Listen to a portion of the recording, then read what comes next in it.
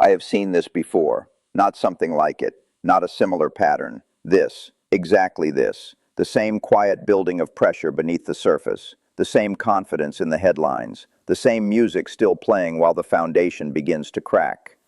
I sat in Omaha in 2007 and watched the same movie. I watched it in 1999. I watched the original version in 1929. And I am watching it again right now, in 2026, with one critical difference. This time, the numbers are bigger than they have ever been in the entire history of human civilization.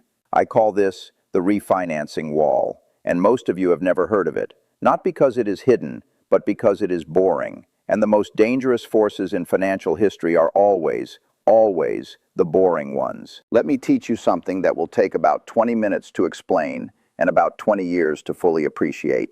I want you to imagine a man who borrows $1 million in the year 2020. Interest rates are near zero. His annual interest payment is roughly $20,000. Manageable, comfortable. He sleeps well. He expands his business. He hires people. He takes risks he would never have taken if money had a real price. Now I want you to fast forward to today. His loan is maturing. He must refinance it. He walks into the bank and discovers that the same loan now costs him $70,000 per year in interest alone. Nothing about his business changed. His customers are the same. His product is the same. His employees are the same. But his annual burden just tripled. Now I want you to take that one man, that one loan, that one moment of painful arithmetic, and I want you to scale it across the entire global economy.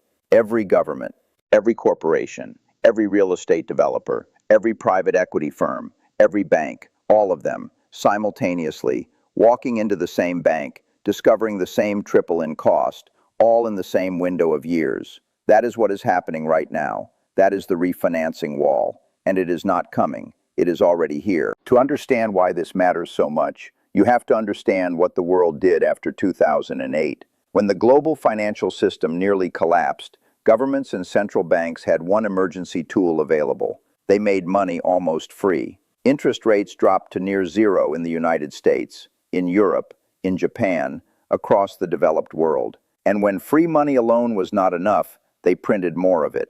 Trillions of dollars flooded into the global financial system through bond purchases, stimulus programs, emergency lending facilities. The goal was simple, and the logic was sound. When money is cheap, people borrow. When people borrow, they spend. When they spend, economies recover. And for a while, it worked. Markets recovered. Stocks soared. Real estate surged. Technology companies were valued at numbers that would have sounded like science fiction to any serious investor 20 years earlier. The economy looked like it was healing, but underneath the surface, something else was growing quietly, patiently, the way debt always grows when borrowing has no consequences. Global debt climbed year after year through the 2010s, through the pandemic stimulus, through 2023, through 2024, and into 2025. The Institute of International Finance, which represents the largest banks and financial institutions on the planet, reported in February of this year that total worldwide debt reached $348 trillion at the end of 2025.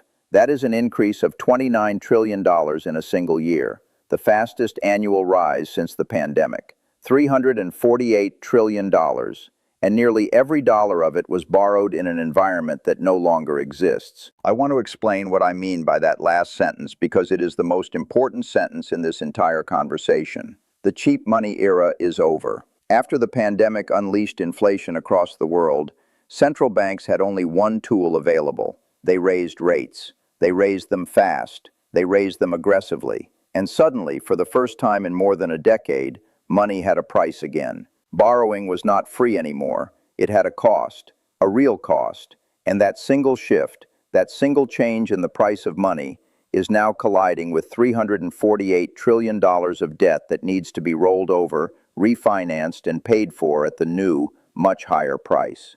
The OECD published its global debt report just 3 weeks ago, in March of 2026. It found that governments and companies are expected to raise $29 trillion from debt markets this year alone. And here is the detail that should stop you completely. 78% of the projected $18 trillion in sovereign borrowing for 2026 will go purely to refinancing old debt, not building roads, not funding schools, not investing in the future, just rolling over the past, just paying for yesterday at today's price. Now I want to show you the specific mechanisms through which this pressure will travel. I have been in this business for more than 70 years, and I have learned that financial crises do not announce themselves. They travel through chains. One weak link breaks. The break creates stress. Stress breaks another link. That break creates more stress. And suddenly what looked like an isolated problem becomes a systemic collapse. Right now, I can identify at least 3 chains that are already under serious tension. I call them the commercial real estate chain, the corporate debt chain, and the sovereign spiral. I want to walk you through each one because understanding them individually is interesting, but understanding how they interact with each other is essential. Let us begin with the commercial real estate chain. Office buildings across every major city in America and Europe are still struggling with the aftermath of a world that discovered it could work from home. Occupancy rates have not recovered, cash flows are diminished, and at the same time, billions of dollars in commercial property loans are approaching maturity. Owners must refinance, but the buildings are worth less than they were. The new interest rates are dramatically higher than the old ones, and the loans that made financial sense in 2019 do not make financial sense in 2026. Banks now face a choice that has no good answer. They can extend the loans and hope the market recovers, or they can force defaults and recognize enormous losses on their balance sheets. Every bank in America is currently choosing some version of extend and pretend. That strategy works until it does not, and when it stops working, the losses do not appear gradually.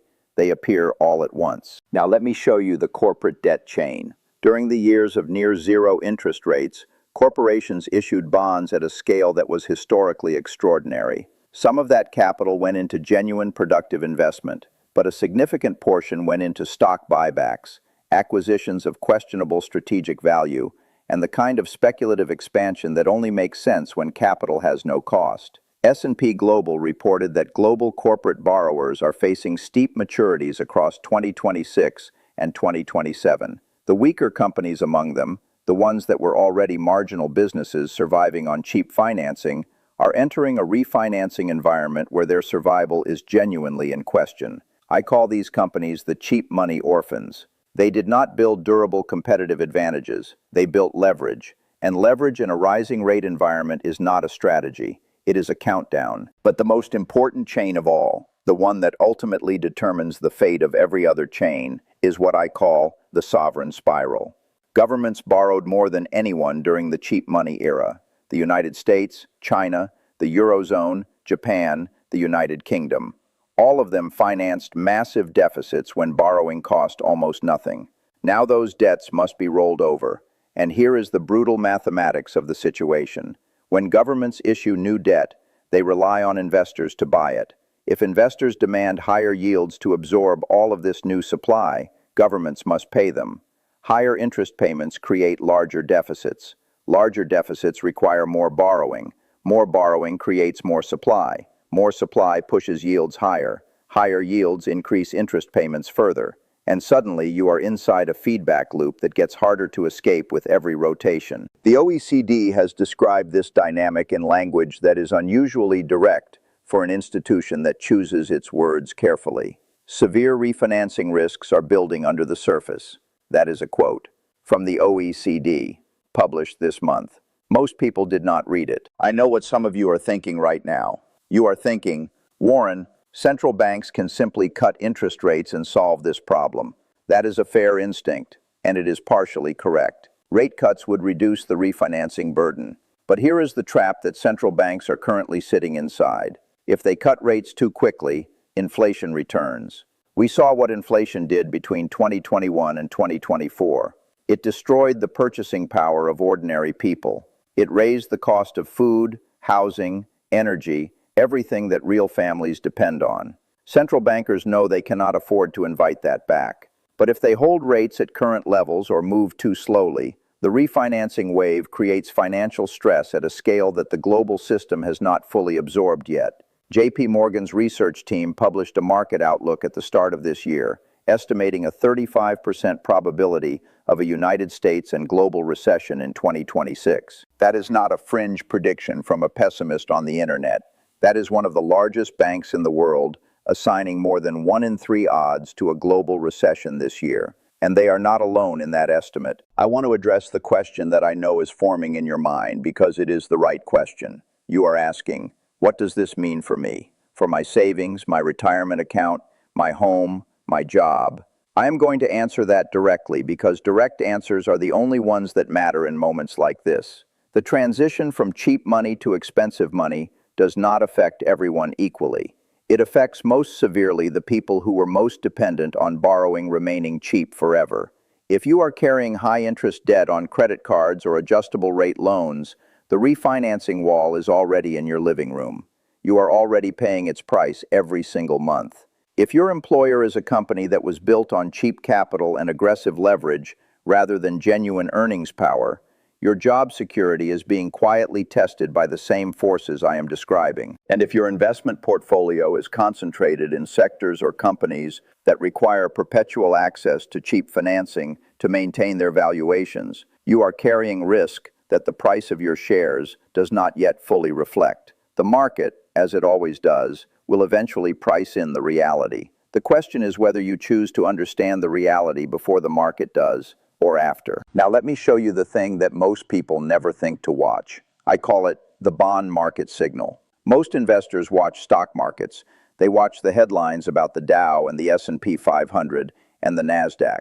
But the bond market is the real plumbing of the global financial system. It is the mechanism through which the price of money is set for every mortgage, every corporate loan, every government bond, every credit card rate in the world. When bond markets are calm, money flows easily. When stress appears in bond markets, it spreads through every other corner of the financial system like pressure through pipes. Right now, yields on long-term government bonds in the United States, Europe, and Japan are elevated. The investor base that buys government debt is changing. As central banks have been reducing their balance sheets, stepping back from the role of being the buyer of last resort, more yield-sensitive investors, hedge funds, private capital, price-driven ETFs have been filling the gap. These investors do not hold through discomfort.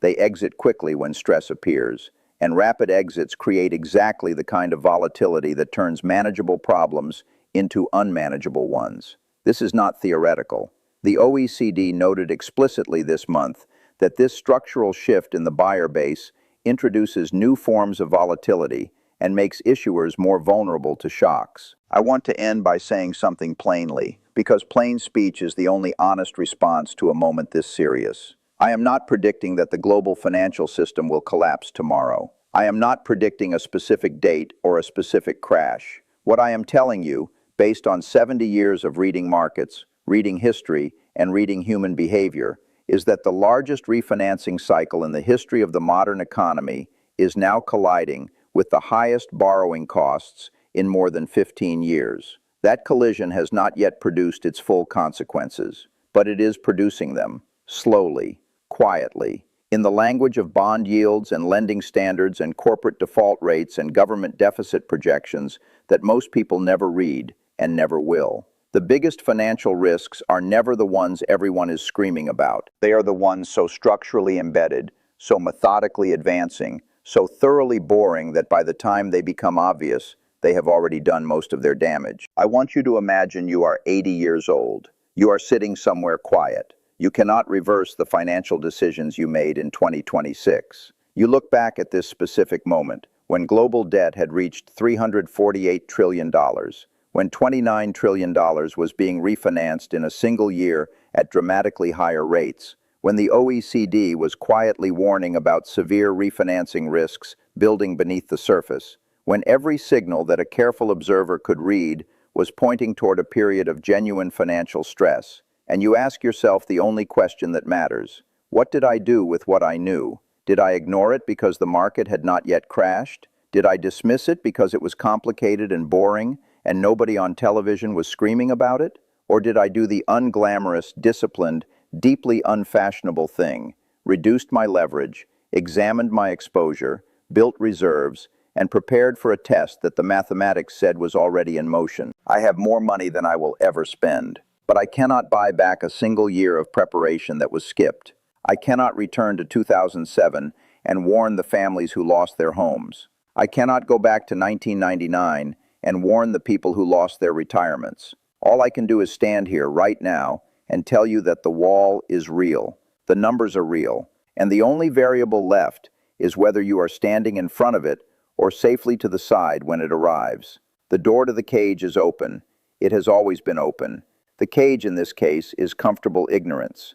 It is the belief that because nothing has broken yet, nothing will break. It is the deeply human, deeply costly instinct to confuse the absence of visible crisis with the absence of real risk. You have today. You have this moment. The wall does not care when you understand it, only whether you prepared before you reached it.